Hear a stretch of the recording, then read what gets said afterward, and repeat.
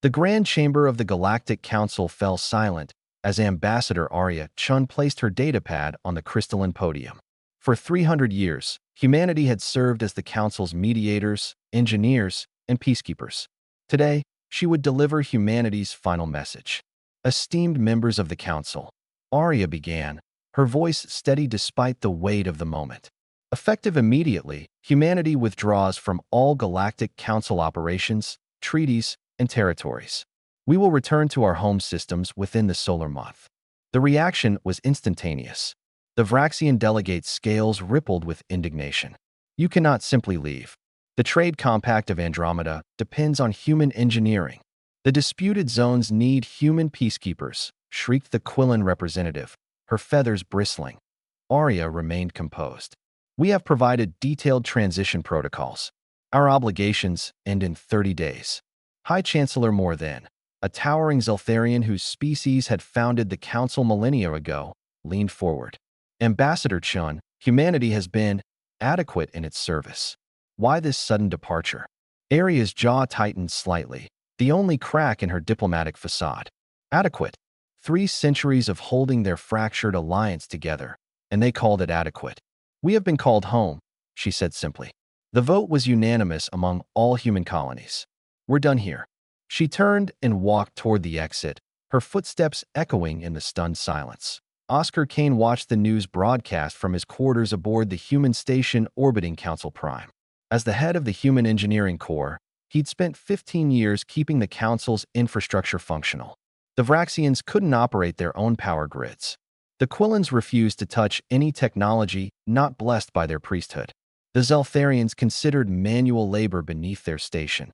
Humans had filled every gap, solved every crisis, and received nothing but condescension in return. His communicator chimed. Oscar, it's done. Arya's voice came through. The Council's been notified. Start the withdrawal protocols.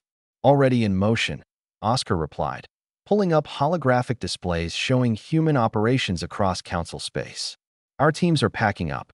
The automated systems we built are being set to manual override, as per their request.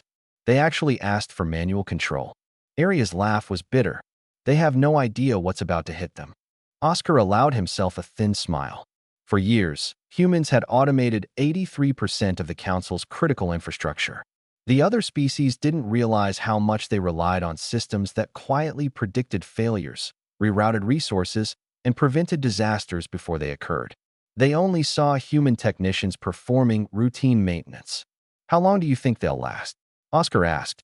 The disputed zones will erupt within a week without our peacekeepers, Arya calculated. The trade networks will collapse in 2 weeks when ships can't navigate the automated waypoints we maintained. Full infrastructure failure. 3 weeks, maybe 4. Should we feel guilty? We tried warning them. For decades, we requested better treatment, fair representation, actual votes instead of advisory positions. They called us impatient, said we hadn't earned equality. Arya's voice hardened. They earned this. 18 days after humanity's departure, High Chancellor Morthen stood in the Council chamber amid chaos. 3 wars had erupted in the disputed zones. The Vraxian homeworld suffered rolling blackouts. A Quillan colony ship had vanished in uncharted space after its navigation system failed. Trade had ground to a near halt.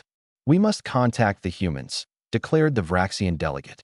Offer them improved terms, better representation, full voting rights, the Quillan added desperately. Equal standing on all committees. Morthen's pride warred with necessity. The Zeltharians had led the Council for 10,000 years. They had never negotiated with a subordinate species, but hunger and darkness had a way of eroding pride. Send the communication, he said quietly. Tell them we wish to renegotiate humanity's position. Arya read the Council's message in her new office on Mars.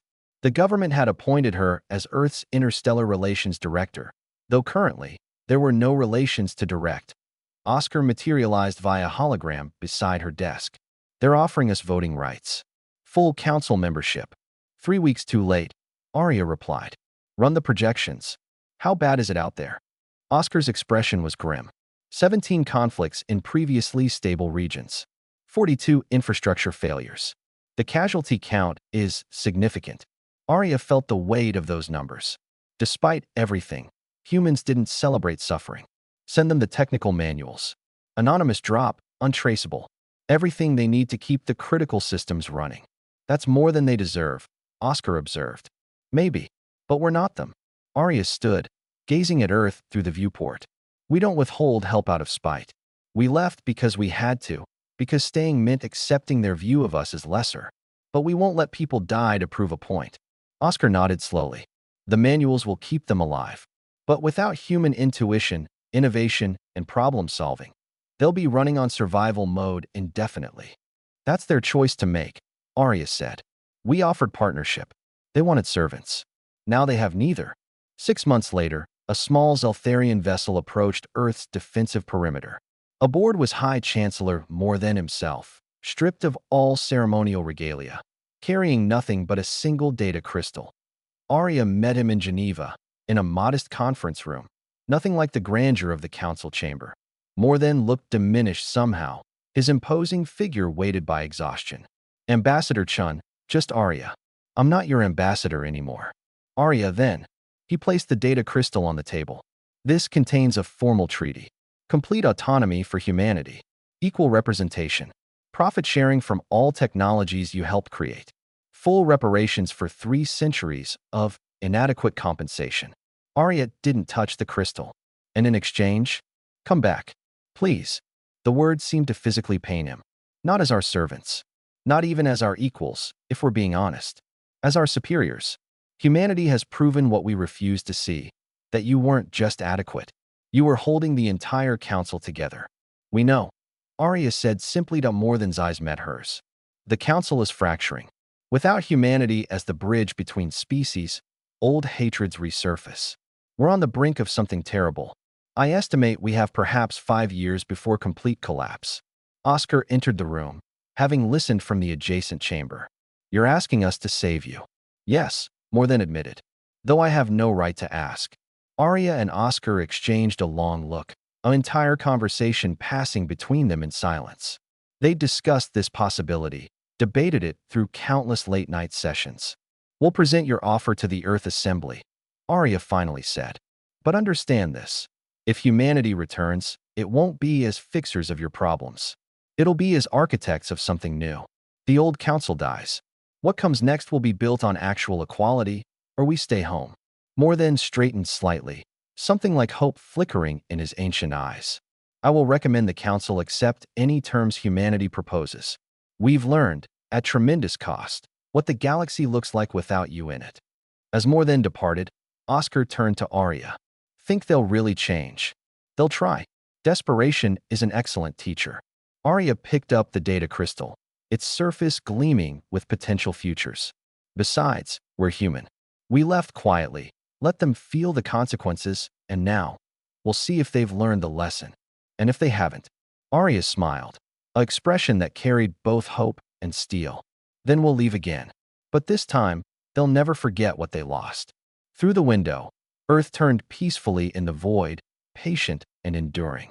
Humanity had walked away once. They could do it again.